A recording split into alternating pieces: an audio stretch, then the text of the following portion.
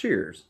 How's it going, everybody? It's ScowlingAl here from the Podunk Punks, and, well, it's been kind of a boring week. My computer's been down, and so we haven't really been able to, edit things or come out with any new content. You know, we haven't been able to record. So, I figured we'll just kind of chill together here. I got some, crazy articles that I found we'll go over, and, well, let's have some fun. What do you say? So, I found this one article. It says, science says Facebook can be terrible for your mental health. 6 great apps to use instead. So let's figure out how we're going to quit Facebook together here. Have any of you ever heard of Blinkist? I'm on inc.com, inc.com, and Christina Desmarais wrote this article. And she suggested Blinkist. If you're the kind of person who's bent on self-improvement, this app is for you. It offers 15-minute audio or written summaries of more than 2,500 popular nonfiction books. The only downside is it's expensive. While a free version will give you 1 book of the app's choosing a day, if you want to pick your own books and read as many as you want, it'll cost $12 a month or $70 a year. So, it'll give you a book of the app's choosing a day. So that doesn't sound all that great. You don't want to have to only be able to read something that this thing recommends for you for free and have to pay $12 a month for it. So, I mean, Facebook's free. Why would you switch to Blinkist? It's a shit program. All right, moving on. Duolingo. More than 300 million people use this free app to learn a foreign language. It's designed as a game in which you're served a handful of questions in various formats, but they're grouped in small chunks, so you can play a round of just a couple minutes. The app instantly shows you if you get a question right and motivates you with a green progress bar, which shows you how far you are in a lesson. So if you need help, you know, doing a foreign language, that's cool and all. I wouldn't really... These are not Facebook alternatives. I mean, I guess that'll help you feel more successful if you learn a foreign language. That'll help. I mean, the whole thing is, her article is like, Facebook causes, you know, a lot of depression, so you should probably spend less time on Facebook. Maybe, you know, spend more time reading self-improvement books or learning a foreign language. But that's all stuff other people know that they can do. It's like, quit Facebook, use that time for something more productive. End of article. ESPN. I don't think anyone's going to drown out their depression in sports if they don't already do so. You're not really going to get people to convert to that. No shit, sports exist. Flipboard, I've never heard of this one. Keeping up with the news is a habit successful people practice, and certainly is time better spent than looking at photos of other people's kids and vacations on Facebook. The magazine-style design of this news aggregator is visually appealing, and flipping through stories according to your interests feels gratifying. So that's cool. I'll actually have to check out Flipboard and see if that helps me come up with some really good articles to review. I've never heard of that before. I'll actually have to implement it. I'll do a separate review of that. Google Keep. Instead of wasting time on Facebook, how about making a to-do list and keeping it updated every time you find yourself in line or waiting for an appointment? Google Keep is simple to use and lets you make lists, take photos of things you need to remember, make notes transcribed from your voice, and color code notes for an easy identification of categories. Okay, so it's a planner. Your fucking phone has a planner. Whoop-de-doo. Board Panda, okay, this won't make you smarter, but it may make you smile. You can amuse yourself. Okay, yeah, why frown when you can smile? Everyone knows that. Everyone knows that they can always look up some cutesy fucking videos of puppies or whatever instead of scrolling around on Facebook. But Facebook kind of... That's the thing about Facebook. It mixes good with the bad. Like, you get flooded with, like, good imagery of, like, puppies and cutesy stuff and Upworthy and all that, but you also get, like, you know, the grotesqueness of, like, the shit flinging that's going on in the news, and, you know, the bipartisan dichotomies. Just, it's insane. So, I guess Bored Panda is just like, if you just want the good stuff, you know, if you just want to fucking laugh and smile your way through the absurdity of this world and not pay attention to anything, here you go. So, that is what Christina de Moraes thinks will get you to get off of Facebook. I don't think anyone is going to take any advice from this shitty article. Sorry. Let's move on. Alright, next up, I got the Daily Beast. Says El Chapo trial shows Trump is all wrong about drugs. So, I already know what this is going to say, but let me read a little bit of it for you. For 8 weeks, a jury in Brooklyn federal court has been listening to witnesses recount how Joaquin El Chapo Guzman moved tons of cocaine from heroin to Mexico to the United States, almost none of it, if any at all, across an unsecured stretch of border. So their main point in this article is going to be that the main people moving the huge amount of drugs and everything, they don't do it by getting through these little small chunks in the border. They use like planes and stuff. Well, they get into it right here. The making of tens of thousands of overdoses was not backpacked across the desert by undocumented aliens. Much of it was smuggled by licensed drivers in vehicles through official points of entry hidden in jalapeno pepper cans or frozen sticks. So the shit gets smuggled in, right? And there's not much we can do about that except up our security protocol, the way we check things, our processing protocol. El Chapo also brought drugs in via trains, ships, and submarines, none of which would have been hampered by a wall. And he did not use tunnels just to break out of a Mexican prison. He constructed more than 100 that ran under the border barriers, often from a warehouse in Mexico to one in the U.S. in an industrial area where the trucks could come and go without drawing particular attention.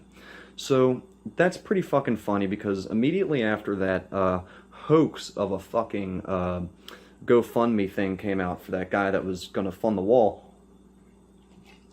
or get people to fund the wall, there was a counter GoFundMe going on in Mexico for a guy that wanted to raise money for tools to help dig under the wall. So that's pretty funny. There was like a GoFundMe for the wall, and there was a counter GoFundMe going on in Mexico for the construction of tunnels and things like that.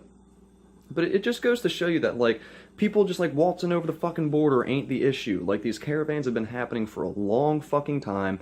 This is all just a media stunt to allow Trump to fulfill the one fucking promise that he ran on and not look like an asshole. That's all this is. It is a PR stunt for Trump. It is, I ran off this is what the people expect, now I gotta fulfill my promises. Mexico ain't gonna pay for it, so now I really gotta get my shit together. I believe it just came out that the government can't really accept the money from this huckster that started the fucking GoFundMe.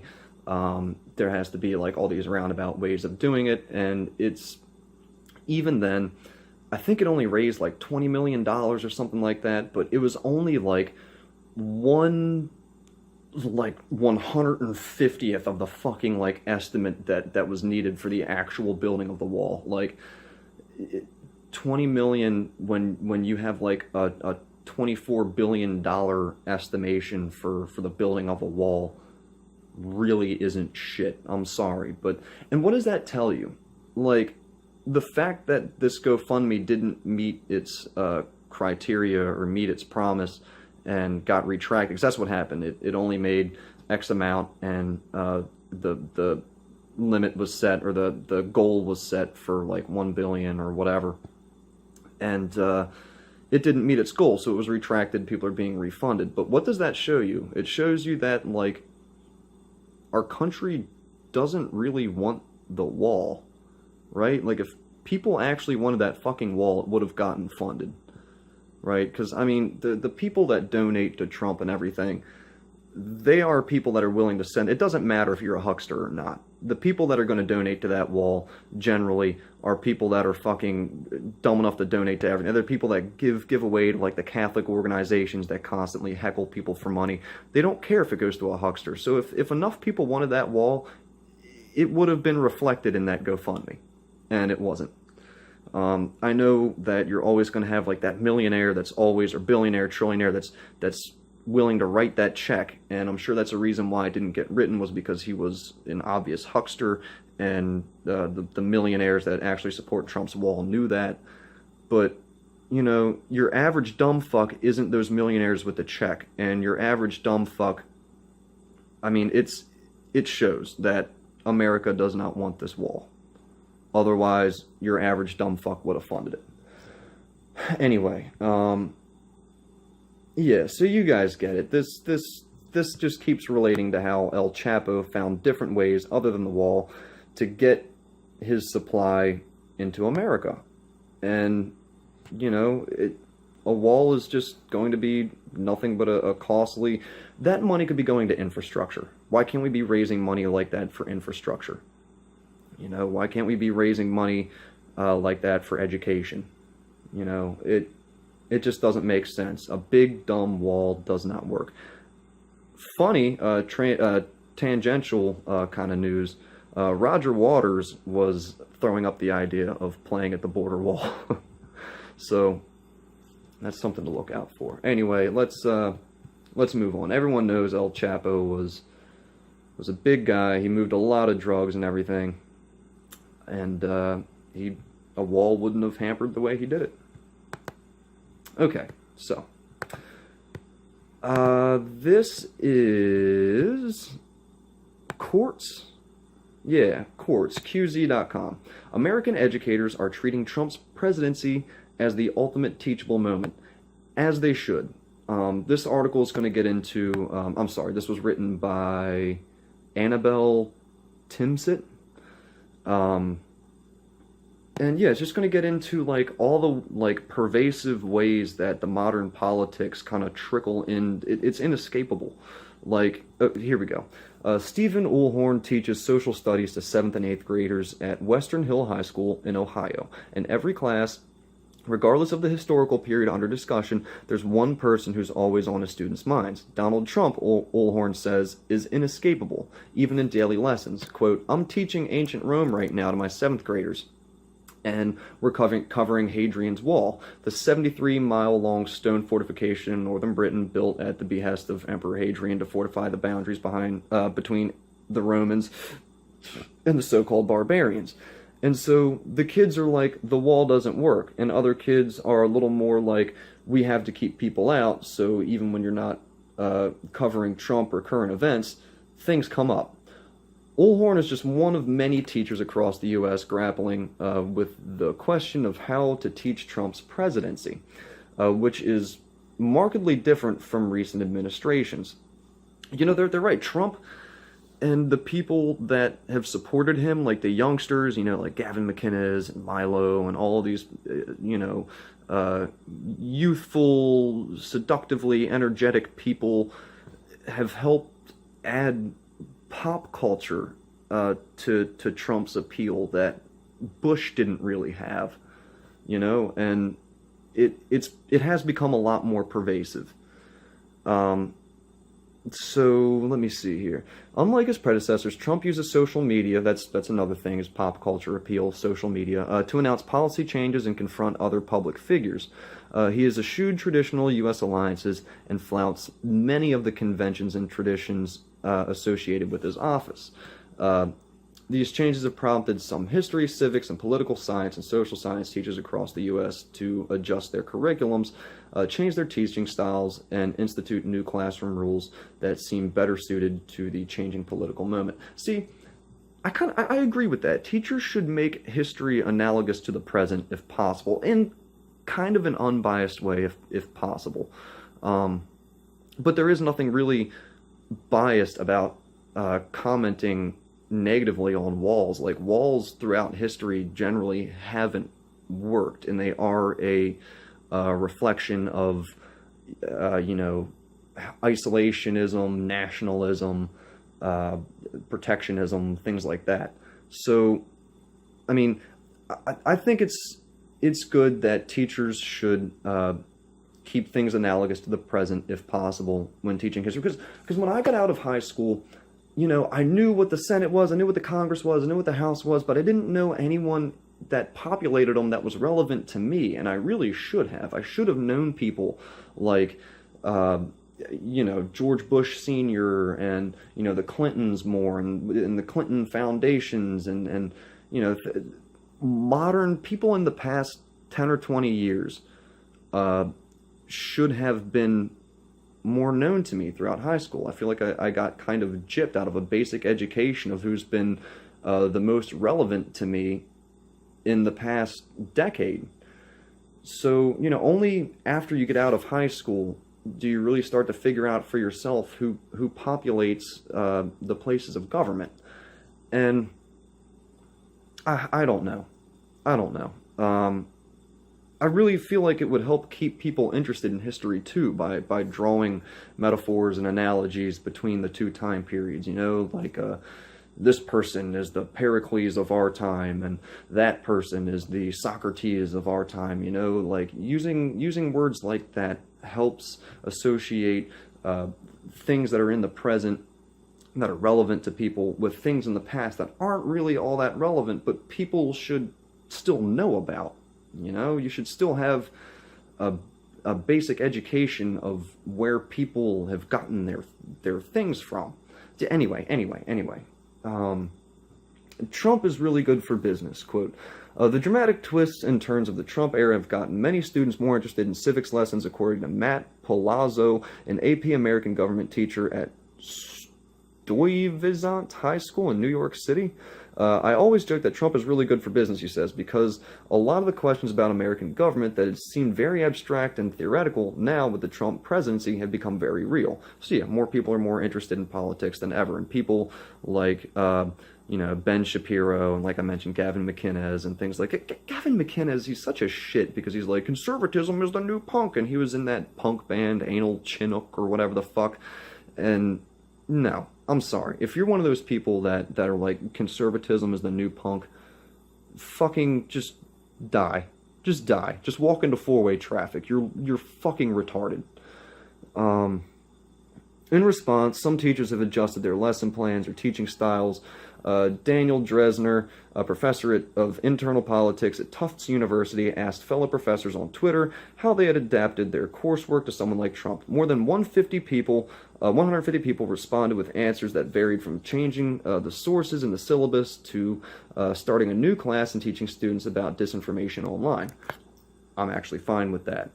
Kids shouldn't be taught what to think, they should be taught how to think, and in the modern age, being able to discern fake news from actual news or legitimate sources from biased sources. Nowadays, it really is relevant. Media sources are more relevant than ever. Throughout history, you had your main media sources, and now you have this plethora. And there's still main sources within that plethora. Things like Vox and Now This and conservative shit like I don't know because I fuck conservatives. But sorry, that was my pure and utter bias showing through. But I don't know that many conservative networks. The Daily Beast or whatever, or no, the Daily Wire, I think it is Ben Shapiro's site, because I just read one off the Daily Beast, the Daily Wire. But you should be able to be taught how to discern these things. That is important in our modern day and age, just as important as being able to do your fucking taxes and being able to,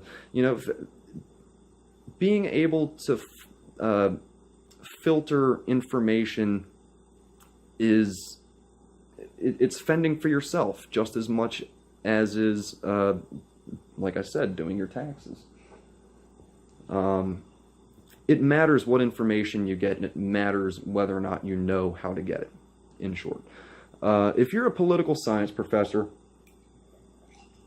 respond to this tweet if you have had to adjust your course materials because of the Trump administration.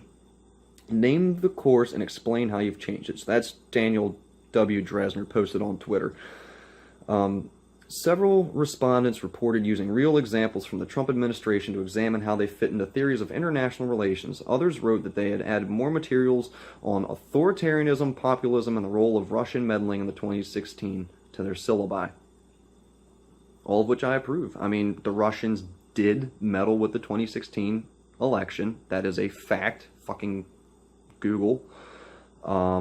Trump is pretty goddamn authoritarian. Yeah, and populism, that's always something people should learn about.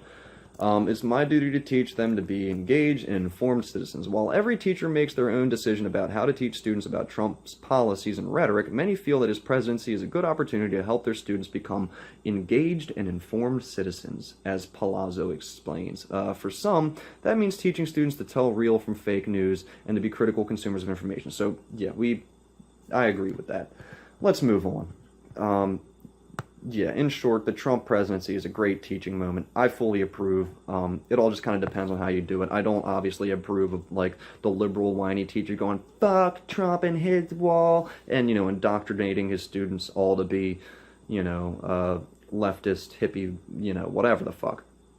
That's not what education is for. But education is all about learning facts. And like I said, I think a big part of education should be how to think, teaching how to think, and a tool for how to think should be discerning fact from fiction. And the news is more pervasive than ever, as I explained, with Trump being such a pop figure.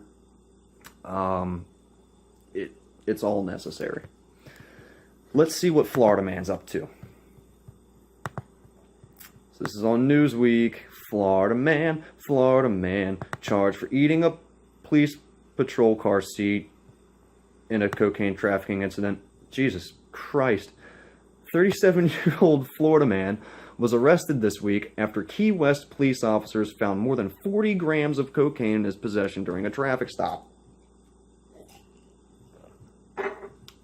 Melvin Stubbs. I'm sorry, that is the perfect cocaine drug dealer name, Melvin Stubbs. Yo, man, you meet Stubbs. Yo, man, you see Stubby, you tell him I got $80 for him, man.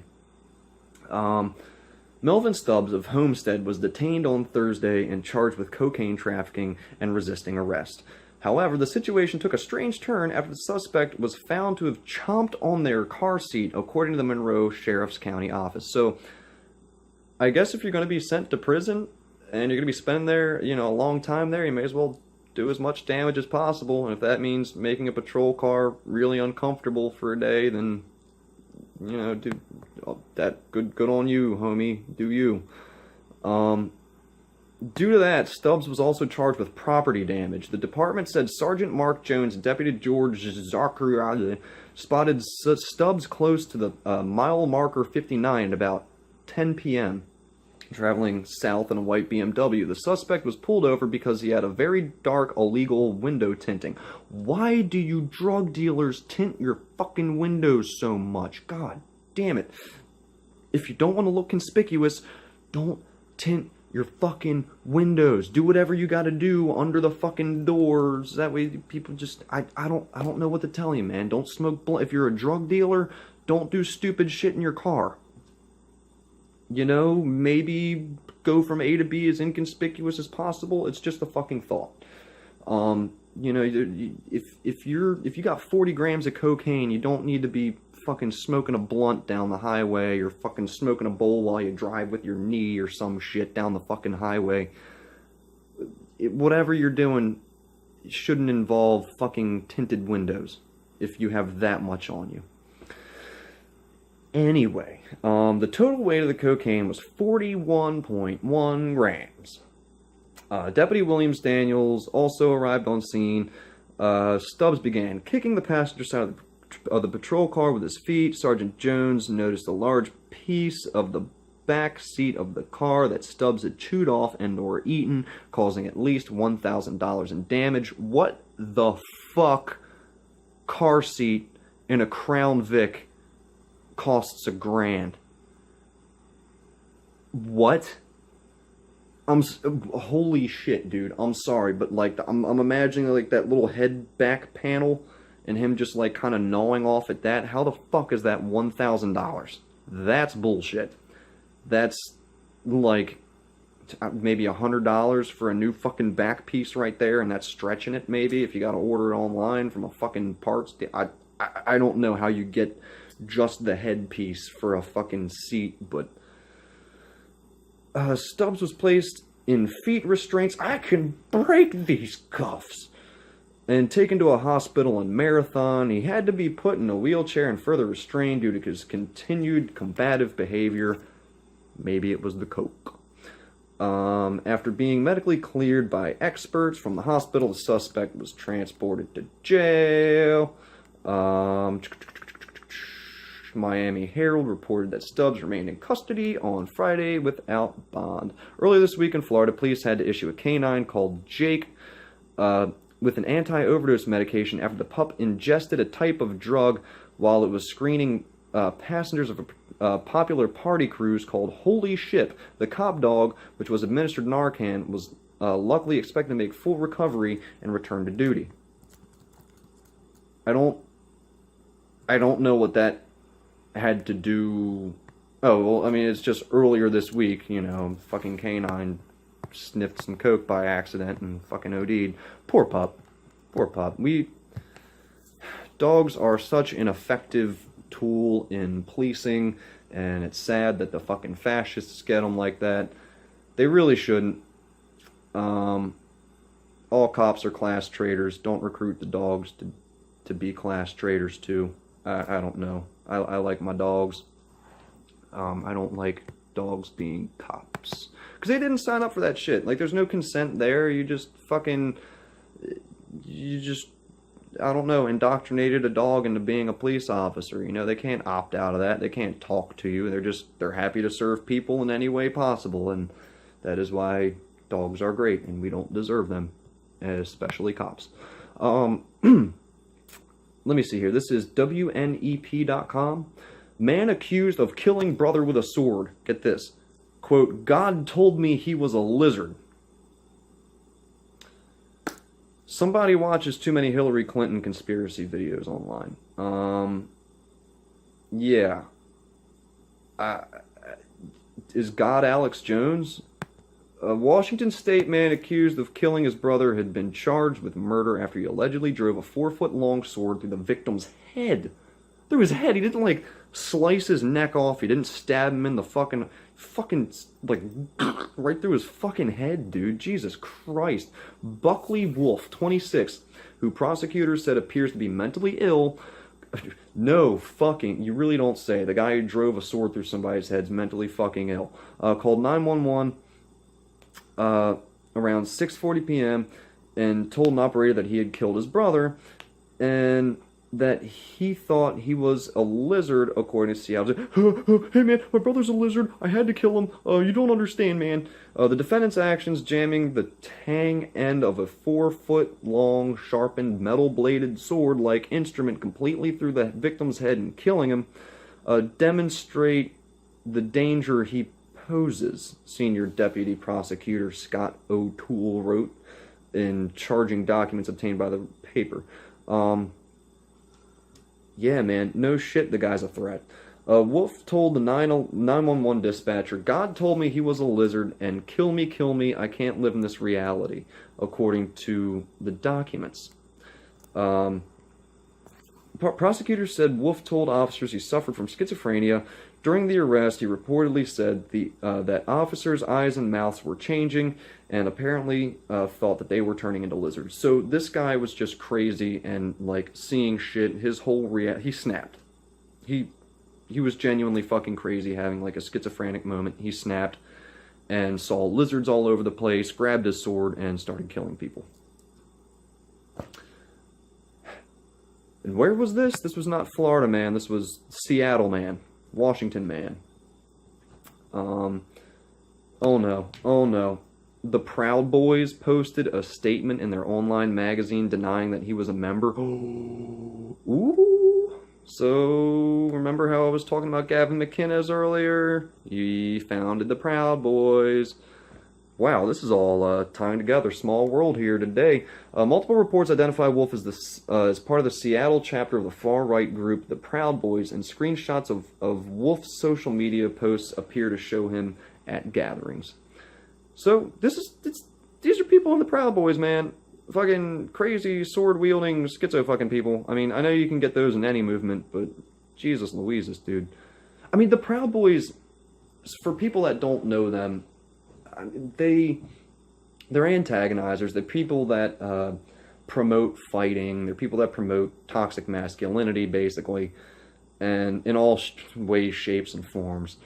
And yeah, so I guess this guy gravitated towards that because it's not a matter of like the Proud Boys are all people who are sick in the head, but people who are sick in the head gravitate towards the Proud Boys because the Proud Boys gives them a justification to have the feelings that they have. So, you know, the Proud Boys, they're enablers. The Proud Boys posted a statement saying that, denying that he was a member, Bucky had been to some of the rallies and events that the Proud Boys were at, but after learning of his paranoia and mental instability in the Seattle chapter, we steered clear of him. Citing allegedly mental health issues and the violence of the crime, Judge Arthur Chapman set bail at $1 million, according to KIRO. Yeah, you drive a fucking sword through anybody's head, no amount of money should fucking get you out of prison, dude. That's fucked. I mean, $1 million, yeah, that's a lot. But that's basically saying that, like, that person's death was worth $1 million. And I know that's just how the justice system works, but fuck, dude. It's terrible. Yeah, so, hope y'all had fun. Those were some headlines for the day. Sorry we don't really have any, larger amount of content, but hopefully this gets you guys by for a little bit.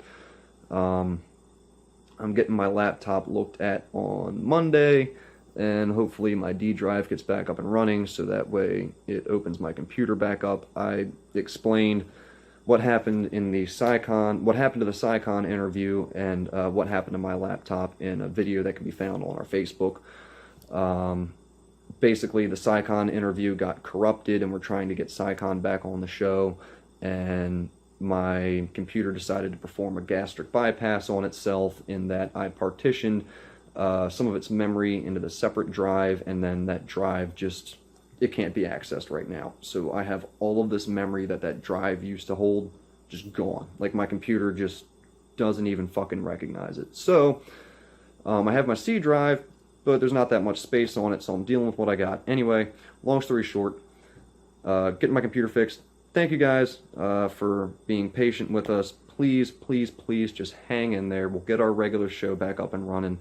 And this really reflects our need for people to visit our Patreon and donate if possible. If you guys like our content, like following along, like bullshitting with us, like hanging out and drinking and smoking, having a good time, just donate a little bit of money. It goes a long way. We always got microphones that are breaking, always got cables that are shorting out, and every little bit helps. Thank you.